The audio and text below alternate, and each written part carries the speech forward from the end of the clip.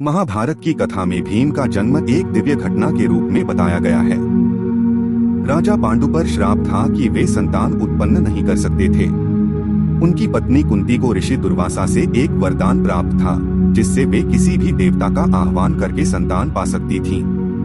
पांडु की इच्छा से कुंती ने वायु देव का आह्वान किया, जिनसे भीम का जन्म हुआ।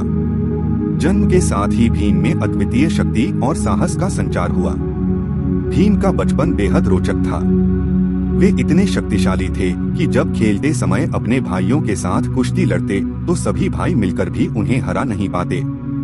दुर्योधन, जो कौरवों का सबसे बड़ा भाई था, भीम की इस अद्वितीय शक्ति से ईर्ष्या करता था। एक दिन दुर्योधन ने भीम को मारने के लिए एक षड्यंत्र रचा। उसने भीम को विष देकर गंगा में बहा दिया, लेकिन भीम मरे नहीं, बल्कि नागलोक पहुंच गए, जहां उन्हें हजारों नागों का विष मिला, जिससे उनकी शक्ति और बढ़ गई। पांडवों को लाक्षागृह में जलाकर मारने का षड्यंत्र असफल होने के बाद वे जंगल में समय बिताने लगे। भीम ने इस समय अपने पराक्रम को साबित किया। एक दिन जंगल में भीम का सामना हिडिंब नामक एक राक्षस से हुआ, जो पांडवों का शिकार करने आया था। भीम ने अपनी अद्वितीय शक्ति से हिडिंब का वध कर दिया। हिडिंब की बहन हिडिंबा ने भीम से विवाह किया और उनका पुत्र घटोत्कच हुआ, जो बाद में महाभारत युद्ध में पांडवों के पक्ष से बड़ा योद्धा बना। भीम ने वनवास के दौरान कई राक्षसों का संहार किया, जिनमें से बकासुर का वध प्रसिद्ध है। बकासुर एक अत्याचारी राक्षस था, जो एक गांव के लोगों को पीड़ा देता था।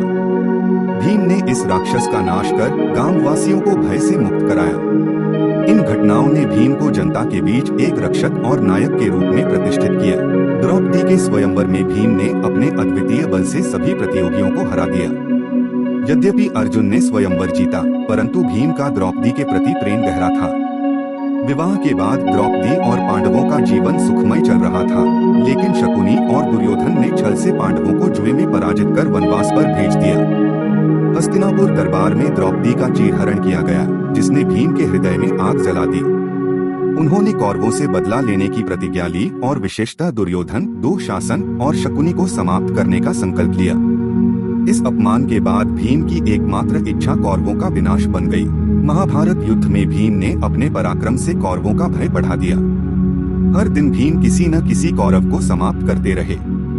भीम ने युद्ध के दौरान दुःशासन का वध किया और उसकी छाती से रक्त निकालकर अपनी प्रतिज्ञा पूरी की, जो उन्होंने द्रौपदी के चीरहरण के समय ली थी। भीम ने कौरव सेना में कहर बरपाया और अपने भाई अर्जुन के साथ मिलकर पांडवों की विजय सुनिश्चित की।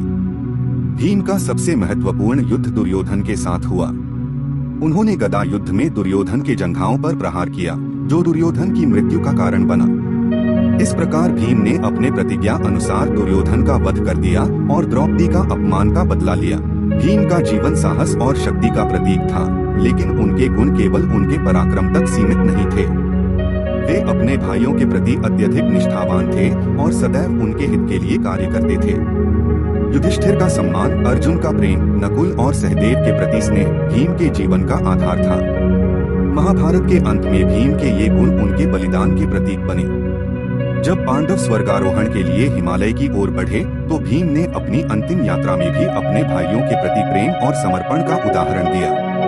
महाभारत में भीम की कथा केवल एक योद्धा की नहीं, बल्कि एक सच्चे भाई, प्रेमी और न्यायप्रिय व्यक्ति की कहानी है।